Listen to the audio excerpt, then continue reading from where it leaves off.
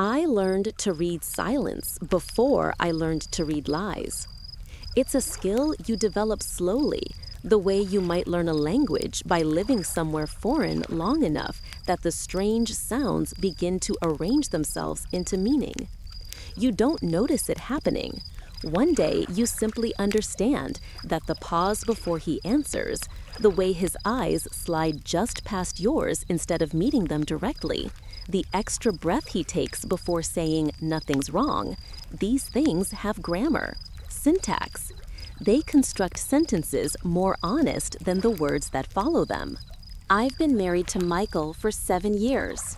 We met when I was 26 at a gallery opening I'd wandered into on a rainy Thursday evening because I'd left work early and didn't want to go straight home to my small, quiet apartment.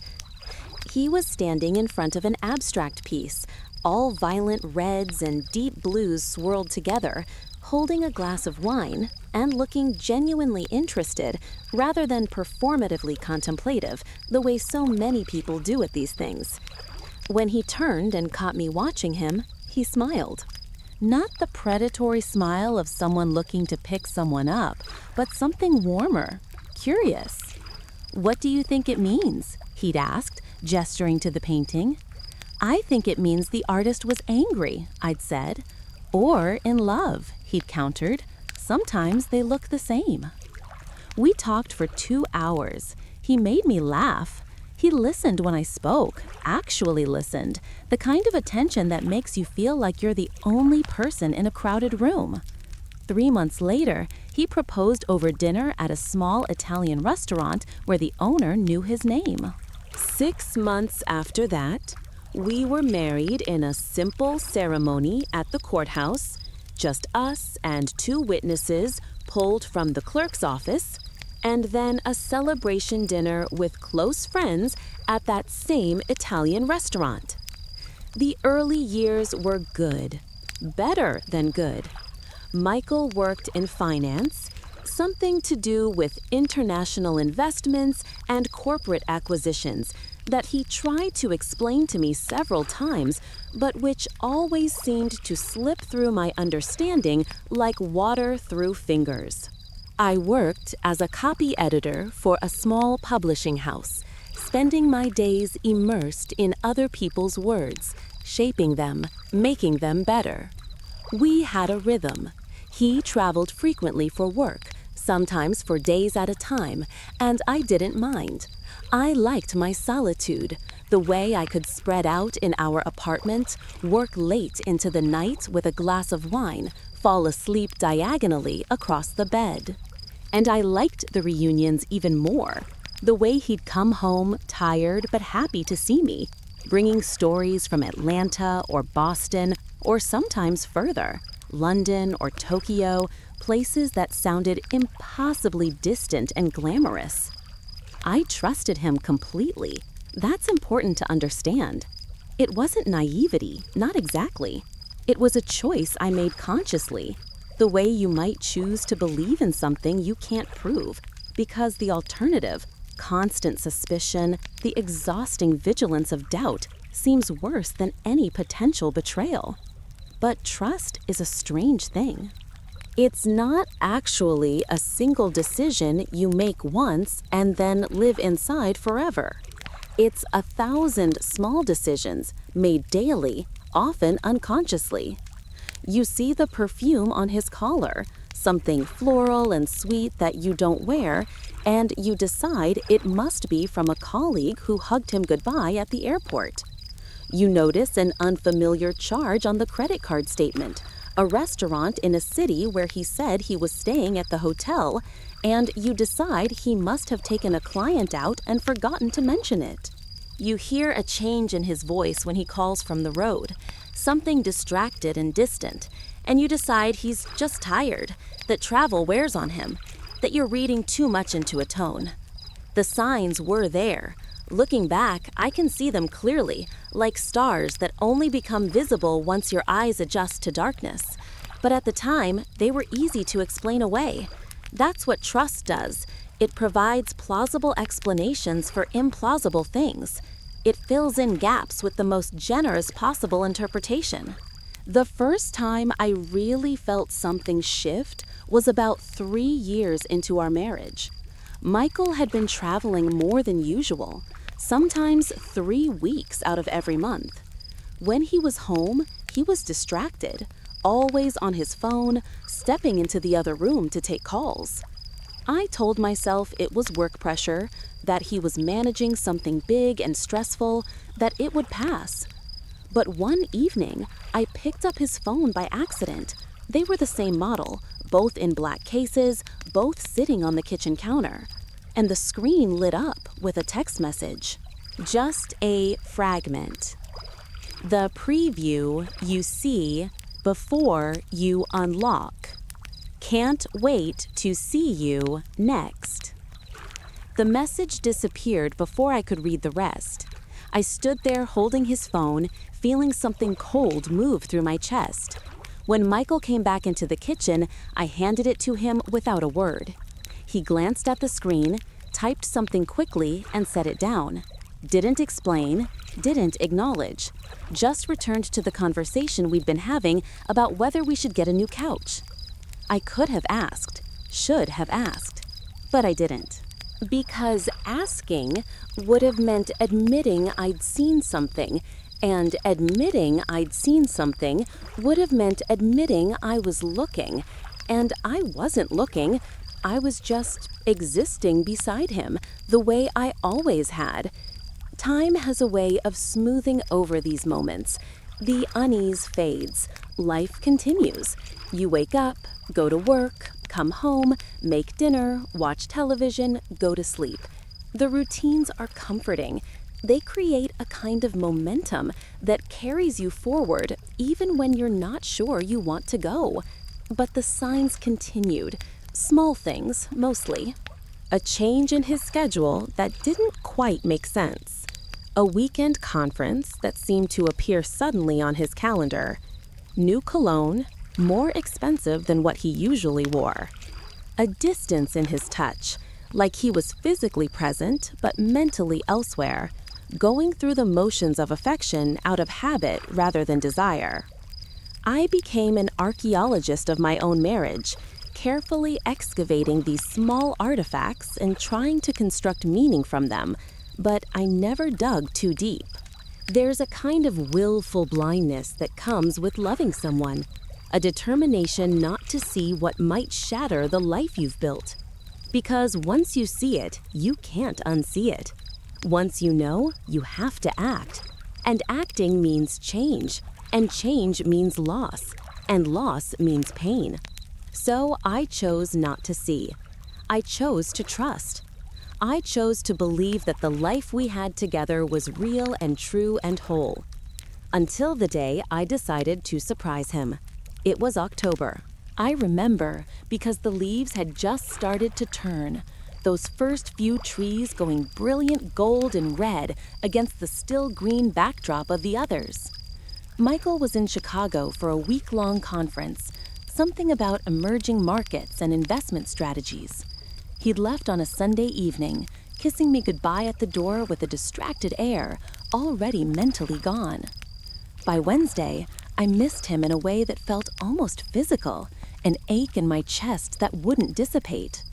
We'd spoken on the phone each night, but the conversations were brief and perfunctory. He sounded tired. I sounded tired. We said, "I love you," because that's what married people say, but the words felt automatic, like a password you type without thinking. I wanted to do something spontaneous, something romantic.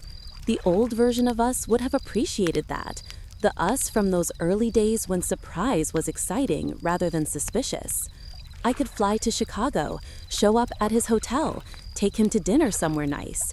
We could walk along the lake, hold hands, remember why we'd chosen each other in the first place. I didn't tell him I was coming. That was part of the surprise. I took Thursday and Friday off work, booked a last-minute flight that left early Thursday morning, and packed a small overnight bag with a dress I knew he liked, the emerald green one that made my eyes look brighter. I felt nervous and excited in a way I hadn't felt in years, like I was doing something illicit and thrilling. The flight was uneventful. I watched the landscape below shift from the familiar geography of home to the long, flat stretches of farmland, then to the dense urban sprawl of Chicago. From the air, it looked like a circuit board, all straight lines and perfect grids. By noon, I was in a taxi heading toward the hotel Michael had mentioned, the Riverside Plaza, downtown, near the conference center. The lobby was all marble and glass, the kind of corporate elegance that manages to be both expensive and impersonal. I walked to the front desk, my overnight bag slung over my shoulder, and asked for Michael's room number.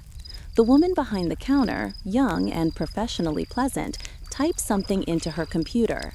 "Last name?" she asked. "Carver," I said. "Michael Carver. He's here for a conference." She frowned slightly, typed more. "I'm not showing anyone by that name currently checked in." I felt a small flutter of confusion. "He should be. He's been here since Sunday. Can you check again? Maybe under his company name, Stratford Capital?" More typing, more frowning. "I'm sorry, ma'am. No one by that name or company. Are you sure he's staying at this location?" The flutter became something heavier. "Yes, he told me. Let me check my phone." I pulled up our text messages, scrolling back to Sunday when he'd sent me a photo of the hotel exterior with the caption, "Made it safe. This place is fancy. Miss you." There it was, the Riverside Plaza, unmistakable with its distinctive curved glass facade. "He sent me a photo of this hotel," I said, showing her the screen. "He's definitely here." She looked at the photo, then back at her computer, then at me with an expression that was starting to shift from professional courtesy to something like concern. "Ma'am, I've checked our entire system. There's no Michael Carver registered. Is it possible he's using a different name?" A different name. The words hung in the air between us like smoke. I stared at her, my mind moving slowly, trying to process what she was suggesting and why she would suggest it. "Why would he use a different name?" I asked, my voice sounding strange and distant even to myself. She hesitated, and in that hesitation, I understood. Her concern wasn't about a booking error. It was about me, about what I might be about to discover. She'd seen this before. The confused spouse, the surprise visit, the name that doesn't appear in the system. I'm sure there's a reasonable explanation," she said gently, which is what people say when they know there isn't. I felt my throat tighten. Can you check if there's anyone from Stratford Capital staying here? Any reservation made by that company?" She typed again, and this time her face shifted into something like relief. "Yes, we have a reservation under Stratford Capital, a Mr. David Morrison. He's in room 2847. David Morrison, not Michael Carver. The lobby suddenly felt too bright, too loud. The sound of other people's conversations and rolling suitcases and the fountain in the center all mixing into a kind of static that made it hard to think. I thanked her, because even in shock, politeness persists, and walked away from the desk, my legs moving automatically toward a cluster of chairs near the elevator bank. I sat down, put my bag on the floor, stared at nothing. There were explanations. There had to be. Maybe it was a security thing, using an assumed name for privacy. Maybe there had been threats against the company, and this was protocol. Maybe David Morrison was a colleague, and the room was actually a suite they were sharing, and Michael just hadn't mentioned it, because why would he? But even as I constructed these explanations, I knew they were tissue paper, thin and transparent and easily torn. I sat there for what might have been 5 minutes or an hour. People moved around me, living their lives, checking in and checking out, meeting friends in the lobby, completely unaware that my entire world was quietly collapsing into itself like a dying star. Finally, I stood up, picked up my bag, walked to the elevator, pressed the button for the 28th floor. The hallway was silent except for the low hum of the ventilation system. Room 2847 was at the end, near the emergency exit. I stood outside the door, my hand raised to knock, and realized I didn't know what I would say. What do you say? Hi, honey, surprise? Who's David Morrison? Why are you lying to me? I knocked before I could change my mind. 3 soft raps that sounded too loud in the empty corridor. Nothing. I knocked again, harder this time. Waited. Still nothing. Relief and disappointment washed through me simultaneously. He wasn't here. Maybe he really was at the conference. Maybe I was overreacting, letting paranoia turn an innocent administrative error into something sinister. I was about to turn away when I heard it. Voices, low and indistinct, coming from inside the room. Then laughter. A woman's laughter, light and musical, followed by Michael's voice saying something I couldn't make out. I stood frozen, my hand still raised, as if I'd been turned to stone. The laughter came again. Then silence. Then the sound of the deadbolt turning. The door opened. Michael stood there in a white hotel robe, his hair damp like he'd just showered. For a moment, we both just stared at each other, his brain clearly trying to reconcile the impossible fact of my presence with whatever reality he'd constructed inside that room. Claire, he said finally, my name sounding wrong in his mouth like he'd forgotten how to pronounce it. Hi, I said. My voice was surprisingly steady. Surprise. Behind him, I could see into the room. The bed was unmade. There were 2 glasses of wine on the nightstand. And in the bathroom doorway, wrapped in a towel, was a woman. Young, maybe mid-20s, blonde. Beautiful in that generic, unremarkable way that beautiful people often are. She saw me seeing her, and her eyes went wide. She disappeared back into the bathroom. Michael stepped into the hallway, pulling the door almost closed behind him. "What are you doing here?" he asked, and there was something in his tone that wasn't shock or guilt, but annoyance, like I'd shown up uninvited to a party. "I wanted to surprise you," I said, the words sounding absurd now, childish. "I missed you. I thought we could have dinner, spend some time together." He ran a hand through his damp hair. "Claire, this isn't. You can't just show up like this." "Why not? You're my husband. Why can't I visit my husband?" "Because," he trailed off, realizing there was no good way to finish that sentence. "Who's David Morrison?" I asked. He blinked. "What?" "David Morrison. That's the name on the room reservation. Your name isn't in the system. So I'm wondering who David Morrison is and why you're in his room with a woman who isn't your wife." The silence that followed was vast. We stood there in that hotel hallway, and I watched him calculate. I could see it happening behind his eyes, the rapid assessment of options, the weighing of lies against truths, the strategic decision about which story would cause the least damage. "It's complicated," he said finally. "Uncomplicated. Not here, not like this."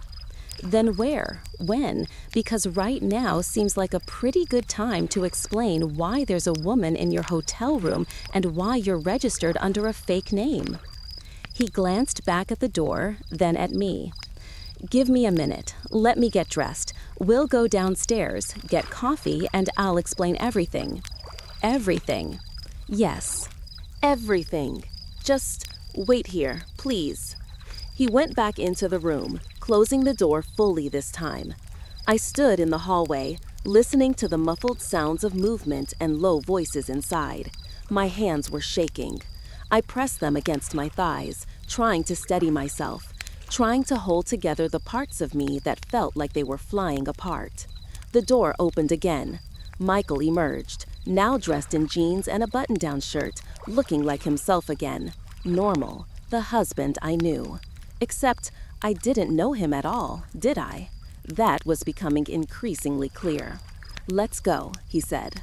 We rode the elevator down in silence. The lobby was more crowded now, afternoon check-ins creating clusters of people around the front desk.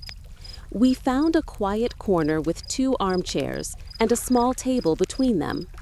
Michael sat down heavily, and I took the chair opposite, setting my overnight bag on the floor beside me like a deflated dream. "So," I said, "explain." He looked at me for a long moment, and I saw something in his face I'd never seen before: calculation, cold assessment. He was deciding, I realized, not what to tell me, but how much. "Her name is Amber," he said. "I met her 2 years ago at a conference in Atlanta. We started seeing each other." 2 years. The word echoed in my head. Not a mistake, not a momentary weakness. 2 years of deliberate deception, of coming home to me and kissing me hello, and asking about my day, and sharing a bed with me while maintaining an entirely separate life elsewhere. "I never meant for it to happen," he continued, which is what people always say, as if intention somehow negates impact. "It just did, and then it kept happening. She travels with me sometimes now. The company knows. They book rooms under different names for discretion." "The company knows?" I repeated the words slowly, testing them. "Your company knows you're cheating on your wife, and they help you do it?" He had the grace to look uncomfortable. "It's not like that. It's complicated. There are business reasons." "Business reasons for infidelity?" "For discretion. Amber works in the industry. We sometimes need to keep our association private for professional reasons." It was impressive, really, the way he was trying to reframe betrayal as some kind of strategic business decision. I almost wanted to applaud. "How often?" I asked. "What?" "How often do you see her? When you're traveling, is it always with her? All those trips to Chicago, Atlanta, Boston, was she there?" He hesitated. "Most of them, yes." "And what about home, when you're with me?" "That's different. You're my wife, Claire. That's real. This thing with Amber, it's not the same." "No," I agreed. "It's not the same, because I thought we had something real, and apparently we don't." "We do. We absolutely do." "This doesn't change how I feel about you." I laughed, and it came out bitter and sharp. "Michael, you just told me you've been sleeping with another woman for 2 years.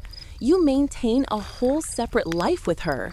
You use fake names. Your company facilitates it. In what possible universe does that not change everything?" "Because what we have is real," he insisted, leaning forward.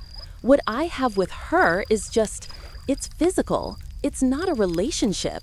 It's not a marriage." "Then what is it?" He struggled for words. "It's separate. It exists in a different space. When I'm with you, I'm your husband. When I'm with her, it's just different." I stared at him. This man I thought I knew. This man I'd shared 7 years of my life with, and felt something inside me go very still and very cold. It was like watching someone from a great distance, through glass, their mouth moving, but the sound not quite reaching you. "I want you to leave," I said quietly. "What?" "Leave. Go back upstairs to your girlfriend. I need to think. Claire, we should talk about this more. I can explain. You just did explain. You've been cheating on me for 2 years with a woman named Amber, and you think it's fine because you've compartmentalized it into some separate category in your head that somehow doesn't count as betrayal. I think that's all the explanation I need right now. Where will you go? I laughed again, colder this time. Why do you care? Of course I care. You're my wife. Go back to your room, Michael. I'll figure it out. He stood slowly, reluctantly, like a child being sent to bed before he's ready. We'll talk tomorrow? Maybe. I love you, Claire. I know you don't believe that right now, but it's true. I didn't respond. I watched him walk away, across the lobby and back to the elevators, back to the room where Amber was waiting. The doors closed around him and he was gone. I sat there for a long time, watching people come and go, living their normal lives, having their normal problems. A couple arguing quietly near the concierge desk about whether they'd left something in the car. A family with small children trying to wrangle everyone toward the elevators. A businessman typing furiously on his laptop, a phone pressed between his ear and shoulder. Normal. Everything was so normal, except nothing was normal. Nothing would ever be normal again. I checked into a different hotel, a smaller place a few blocks away where nobody knew my name or my story. The room was generic. Beige walls, watercolor prints of flowers, a bed with too many decorative pillows. I sat on the edge of that bed and stared at the wall and tried to understand what I was feeling. Shock, certainly. Betrayal, obviously.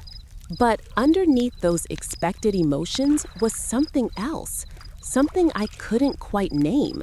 It felt like vertigo, like the ground had dropped away and I was free falling through space with nothing to grab onto. Everything I thought I knew was wrong. Every conversation we'd had, every plan we'd made, every moment of tenderness, all of it existed in a context I hadn't understood. He'd been somewhere else, always. Even when he was with me, he'd been with her too. In his mind, in his plans, in the careful compartmentalization of his double life. I ordered room service. I didn't eat. I took a shower and stood under the hot water until it ran cold. I put on pajamas and got into the strange bed and stared at the ceiling, listening to the sounds of the city outside my window. My phone buzzed with texts from Michael. The first few were apologetic. I'm so sorry. I never wanted you to find out this way. Please let me explain properly. Then they became defensive. You're overreacting. It's not what you think. Can we please talk like adults? I didn't respond to any of them. Instead, I started thinking, really thinking. Because beneath the shock and hurt, a part of my brain had remained cold and analytical, and that part was asking questions. Why had he used a fake name? If this was just an affair, terrible, yes, but ultimately simple, why the elaborate deception? Why involve the company? Why all the subterfuge? There are business reasons, he'd said. What business reasons would require an assumed identity? I opened my laptop, the hotel Wi-Fi connecting automatically. Started searching. Stratford Capital's website was sleek and professional, listing Michael as a senior VP of acquisitions. His bio mentioned his MBA from Columbia, his previous work at 2 other investment firms, his expertise in emerging markets and strategic partnerships. I read through press releases, finding mentions of deals he'd supposedly worked on, a hotel chain acquisition in Thailand, a manufacturing partnership in Mexico, a real estate development in Dubai, all successful, all profitable, all making Stratford Capital look very good. But something about the language nagged at me. The releases were vague on specifics, heavy on buzzwords. Strategic positioning. market optimization, synergistic value creation. The kind of corporate speak that sounds impressive but doesn't actually say anything. I searched for news articles about the deals, found very little. Some brief mentions in trade publications, but nothing detailed. Nothing that seemed proportionate to the supposed size and importance of these acquisitions. It was almost 2 in the morning when I finally fell asleep, my laptop still open beside me, my mind full of questions that didn't yet have answers. I flew home the next day, didn't tell Michael I was leaving. Just packed my bag, checked out of the hotel, and went to the airport. On the flight, I stared out the window and watched Chicago disappear beneath clouds, and felt something inside me shift from shock to determination. I wasn't going to cry. I wasn't going to beg. I wasn't going to play the role of the devastated wife who falls apart while her husband manages the narrative and decides what happens next. I was going to find out the truth, all of it. Because if there was one thing I knew how to do, it was research. My entire career was built on finding inconsistencies, digging into details, following threads until they revealed larger patterns. I could do this. I would do this. Our apartment felt different when I walked in. Same furniture, same books on the shelves, same framed photos on the walls, us at our wedding, on vacation in Maine, at his company's holiday party last year. But it all looked staged now, like props in a play about a marriage, rather than an actual marriage. I set my bag down and went directly to Michael's office. It was a small second bedroom he'd converted into a workspace, with a desk, filing cabinets, bookshelves lined with business books and financial reports. I'd rarely gone in there. It was his space, and I'd respected that boundary the way you respect all the small territories in a marriage. But boundaries were meaningless now. I started with the filing cabinets. Tax returns going back years, mortgage documents, investment statements. Everything seemed normal, ordinary, the standard paperwork of a successful but unremarkable financial life. But then I found a folder labeled Personal Miscellaneous. Inside were bank statements for an account I'd never seen before, a private account at a bank I didn't recognize. And the amounts moving through it were staggering, tens of thousands of dollars flowing in and out each month. None of it reflected in our joint accounts or on our tax returns. I photographed every page with my phone. Went back to the cabinets, searching more carefully now. Found another folder, this one with what looked like corporate documents, limited liability companies registered in Delaware. 3 of them, with names that meant nothing to me: Cascade Holdings, LLC, Meridian Strategic Partners, North Point Capital Group. Michael's name appeared on the documents as the registered agent. I photographed those too. Kept searching. Found travel receipts that didn't match the trips he'd told me about. Dinner charges at expensive restaurants in cities he'd claimed he'd never visited. Hotel stays under different names. David Morrison, yes, but also James Wheeler and Robert Chandler. Not one fake identity, multiple. A collection of aliases like a spy or a criminal. By the time Michael came home 2 days later, I had assembled a portfolio of irregularities that would have impressed my old copy editing supervisors. I'd created spreadsheets, timeline maps, lists of discrepancies. I hadn't confronted anyone yet, hadn't made any accusations. I'd just gathered information, quietly and methodically, the way you might document a crime scene before calling the police. He came through the door with his suitcase, looking tired and cautious. "Claire," he said, "I'm glad you're home. We need to talk." "Yes," I agreed. "We do." We sat in the living room, on opposite ends of the couch, the space between us feeling like a canyon. He started to speak, probably the speech he'd been rehearsing on the flight home, about how sorry he was, how it meant nothing, how we could work through this. I held up my hand, stopping him. I have some questions, I said, and I want honest answers. Real ones, not the sanitized version you tell yourself to sleep at night. He blinked, seemingly thrown by my tone. I wasn't crying, wasn't screaming, wasn't playing the part he expected. Of course, he said, carefully. Ask me anything. Who's David Morrison? I told you, it's just a name I use sometimes for privacy. And James Wheeler? Robert Chandler? His face went very still. Where did you hear those names? In your files. You have hotel receipts under those names, corporate documents, multiple identities. So I'm asking you again, who are they? Long silence. I watched him calculate again, watched him try to determine how much I actually knew versus how much I was guessing. They're names I use for business purposes, he said finally. Different accounts, different projects. It's common in my industry. Is it? Because I've been doing research and I'm having trouble finding any legitimate reason why someone would need multiple fake identities unless they're trying to hide something. I'm not hiding anything. It's compartmentalization. Different clients, different projects, they need to be kept separate. Show me, I said. What?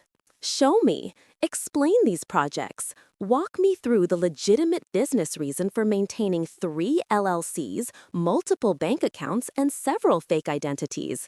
I want to understand. He stood up, suddenly agitated.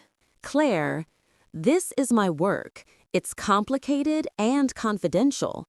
I can't just share client information with you. I'm not asking for client information. I'm asking for an explanation that makes sense. Because right now, none of this makes sense. The hidden accounts, the fake names, the vague deals that don't seem to have any actual substance when I look for them, it all looks like someone covering their tracks. Covering their tracks? From what? That's what I'm asking you. He ran both hands through his hair, a gesture of frustration I'd seen 1,000 times before. But now I saw it differently, not as stress, but as a tell. The thing he did when he was trying to figure out how to manipulate a situation. I'm going to bed, he said. This conversation is ridiculous. You're upset about Amber, which I understand, but you're letting that turn into paranoia about my work. Am I? Yes, and I get it, but you need to trust me. I almost laughed. Trust you? That's rich. Despite everything, Claire, I've never lied to you about anything important. Everything is important, Michael. That's what you don't understand. The fake names are important. The hidden money is important. The fact that you've constructed an entire alternate reality where you're not actually married to me, that's important. He left the room. I heard the bedroom door close. Not quite a slam, but close enough. I stayed on the couch, my phone in my hand, looking at all the photos I'd taken of his documents. And I made a decision. I wasn't going to confront him again. Confrontation gave him the opportunity to lie, to manipulate, to control the narrative. Instead, I was going to investigate. Quietly, carefully. I was going to find out exactly what he was hiding, and then I was going to decide what to do with that information. Over the next 3 weeks, I became someone I didn't recognize. Or maybe I became more myself than I'd ever been, focused, methodical, relentless. Every day while Michael was at work, I searched. I went through every file in his office, every saved document on his computer, every email I could access. I created elaborate systems for tracking the money flowing through his hidden accounts, following it from one LLC to another, watching it disappear into offshore banks and then resurface somewhere else, cleaned and legitimized. I learned about shell companies and wire transfers. I learned about how money laundering works, the intricate choreography of moving illicit funds through enough legitimate-looking transactions that they become indistinguishable from legal business. Because that's what Michael was doing, not just cheating on me, though that was bad enough. He was running some kind of sophisticated financial fraud through Stratford Capital, using those fake identities and shell companies to move money that shouldn't be moved, to broker deals that existed more on paper than in reality. The more I discovered, the clearer the picture became. Those acquisitions and partnerships I'd read about on the company website, they were real, technically, but they were inflated, their values exaggerated, their profits creative accounting rather than actual returns. Michael and his partners, because there were definitely partners, names that appeared frequently in emails and documents, were essentially creating phantom value, moving money in circles, making it look like growth when it was really just movement. I found emails discussing investors who were clearly unaware of what their money was actually funding. I found spreadsheets showing discrepancies between reported profits and actual returns. I found coded language that would have looked like business jargon to anyone not specifically looking for deception, but which became obvious once you understood the context. And through it all, I maintained absolute normalcy. I made dinner, I asked Michael about his day, I smiled and nodded when he told me about meetings and conference calls. I slept in the same bed with him, our backs to each other, the space between us vast despite the physical proximity. He thought I'd dropped it, thought my questions in the living room that night had been emotional outburst rather than opening salvo. He relaxed, became more careless, left his laptop open, his phone unlocked, stopped checking whether I'd been in his office. It was almost insulting how little he thought I was capable of. By the 5th week, I had everything I needed: documents, emails, bank statements, recordings of phone conversations he'd had in his office, thinking I couldn't hear through the wall. A complete picture of his fraud, laid out in spreadsheets and timelines that would have made my old colleagues proud. I also had lawyer, a good one who specialized in white-collar crime and corporate fraud. I'd met with her 3 times, always during my lunch hour, always in her office downtown, where there was no chance Michael would see me. Her name was Margaret Chen, and she was in her 50s, with short gray hair and eyes that missed nothing. She'd reviewed my evidence with the kind of clinical detachment I aspired to, asking questions, making notes, occasionally nodding with something that might have been approval. "This is very thorough," she'd said at our last meeting. "More thorough than most cases I see. You've essentially done the SEC's job for them." "What happens now?" I'd asked. "Now we decide what you want. What's your goal here? Divorce? Criminal charges? Financial restitution? All of the above?" I'd thought about it. I want him exposed. I want everyone to know what he is. I want his carefully constructed reputation destroyed the way he destroyed our marriage. She'd nodded. "That's achievable, but you need to be prepared. This will be public. There will be news coverage, probably federal charges. Your name will be attached to his, at least initially." It didn't happen all at once. It never does. It was small things, barely noticeable at first, like cracks in a foundation that you don't see until the house starts to shift, a text message that disappeared too quickly, a receipt that didn't match the story, the faint trace of perfume on a collar that wasn't mine. His name was Adrian. We'd been married for 7 years, together for 10. He worked in private equity, or that's what he told people at dinner parties, something about capital investment and strategic partnerships. I never fully understood it, and he liked it that way. He'd explain just enough to sound important, then smile and change the subject when I asked questions. "It's boring, really," he'd say, reaching for my hand across the table. "Let's talk about something more interesting. Tell me about your day." And I would, because that's what our marriage was. Me filling the silences with stories about my job at the gallery, about the artists I was curating, about the small dramas of my life, while his remained mysterious and important and just out of reach. Adrian traveled constantly, 3 weeks out of every month, sometimes more.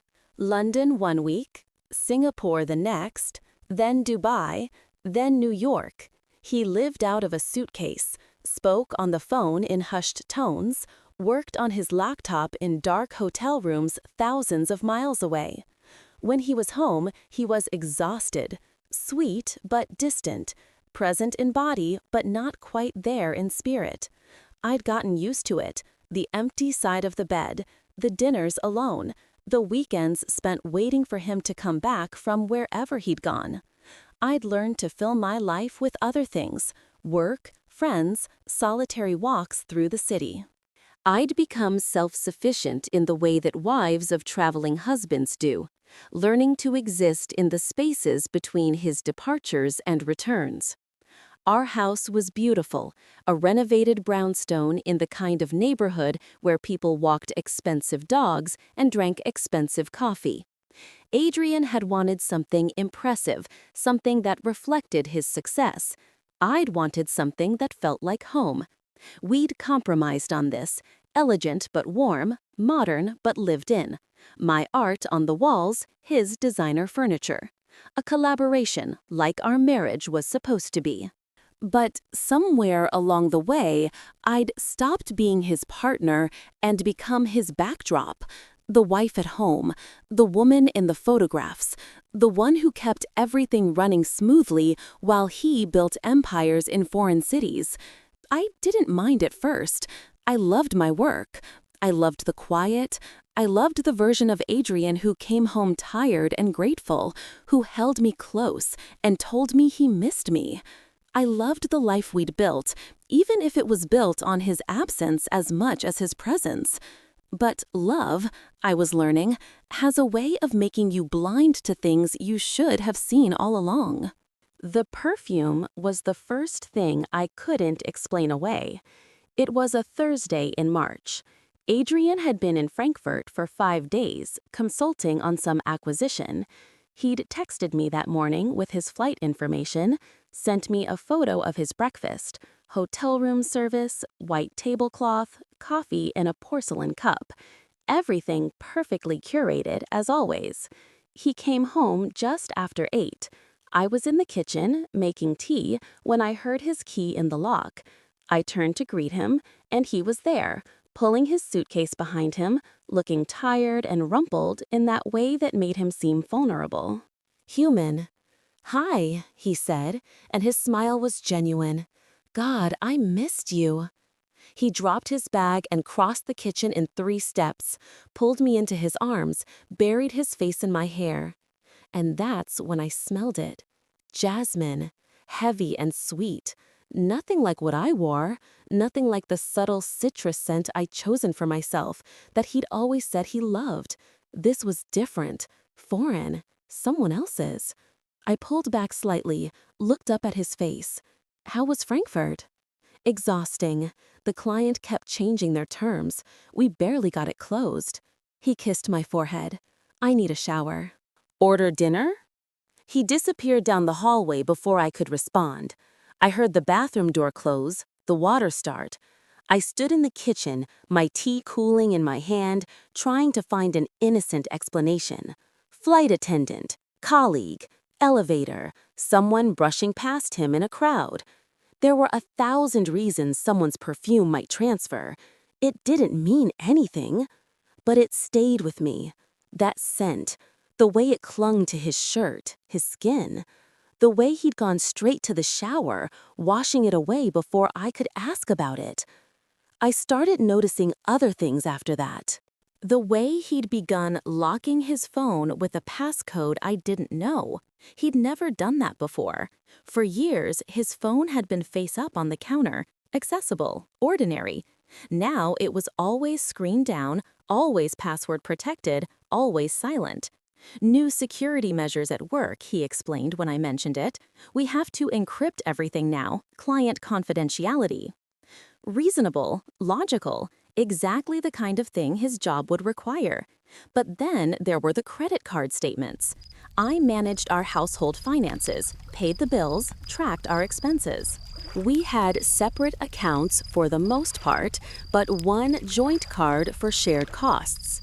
I'd been paying it automatically for years, barely glancing at the charges. But after the perfume incident, I started looking more closely.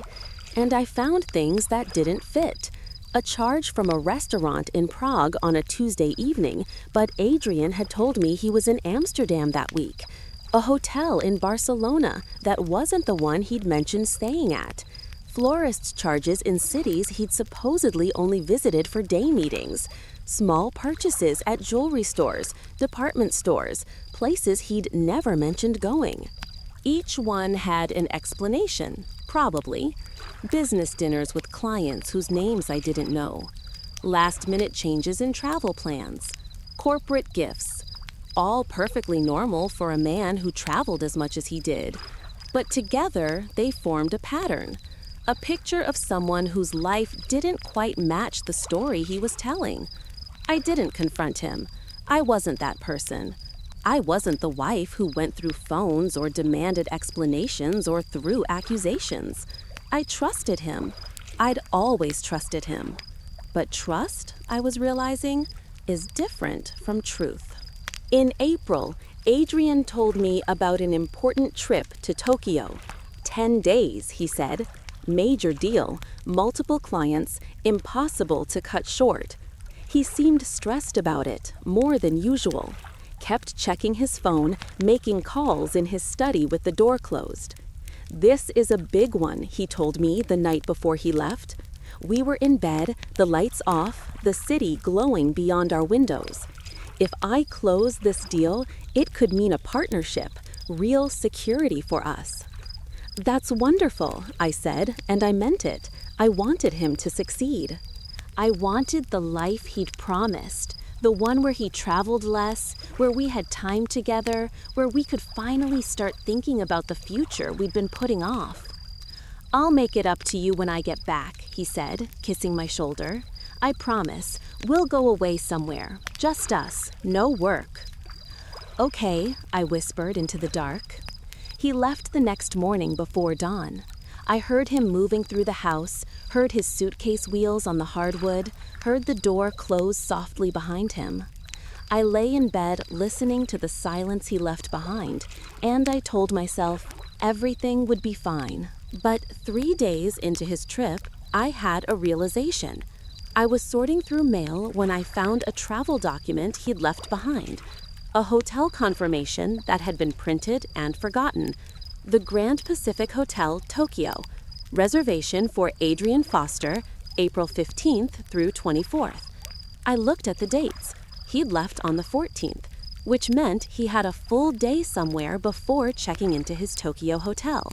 A day unaccounted for, a day he'd never mentioned. I went to my laptop and logged into our joint credit card account, scrolled through the recent charges, and there it was, a flight. Not to Tokyo, to Paris, April 14th, one day before his Tokyo reservation began. My hands were shaking as I kept scrolling. A hotel charge in Paris, the Hôtel de Crillon, one of the most expensive hotels in the city. A charge for dinner at a Michelin-starred restaurant. 2 theater tickets. A charge at a boutique on the Champs-Élysées. He'd gone to Paris for a day, maybe 2, and he hadn't told me. I sat very still, staring at the screen, trying to construct a story that made sense. A stopover? A meeting he'd forgotten to mention? A surprise he was planning? Something. Anything. But I couldn't, because you don't forget to mention Paris. You don't accidentally spend a day in one of the most romantic cities in the world without telling your wife, unless you're there with someone who isn't your wife. I closed the laptop, made myself breathe, made myself think. I could call him, demand an explanation, force him to account for this missing day. But I knew how it would go. He'd have an answer, something smooth and reasonable. And I'd believe him because I wanted to believe him, because the alternative was too devastating to accept. No. If I was going to do this, I needed to see for myself. I needed proof that couldn't be explained away or rationalized or dismissed as my insecurity. I needed to know the truth. I made a decision in that moment, a quiet one, but absolute. I was going to Tokyo. The next available flight was the following evening. I called my assistant at the gallery, told her I had a family emergency, asked her to cover for me for a week. She agreed without question. I packed a small bag, passport, clothes, the hotel confirmation I'd found. I moved through these tasks mechanically, not letting myself think about what I was doing, what I might find. Adrian called that evening, his voice warm and tired.